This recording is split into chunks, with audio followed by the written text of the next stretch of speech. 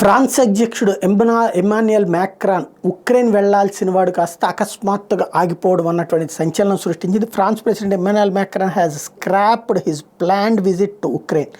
French magazine Challenges reported that the trip was scheduled for February 13-14.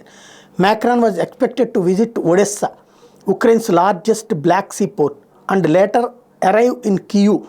The French president earlier promised to finalize a security deal with Kyiv. However, he seems to have backpedaled on finalizing a deal with Kyiv for now.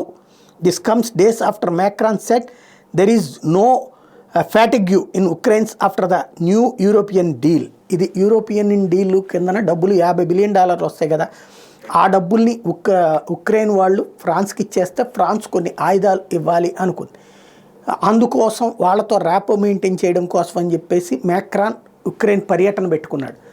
అయితే ఇప్పుడు European యూనియన్లో Hungary దాన్ని తన veto పవర్తో ఆపుతా వస్తుంది. కాబట్టి ఇప్పుడు వెళ్ళి ప్రయోజనం లేదనేసి ఆ టూర్ని క్యాన్సిల్ చేసేసుకున్నాడు మ్యాక్రాన్ అని ఫ్రాన్స్ పత్రికలు గొల్లుమంటున్నాయి.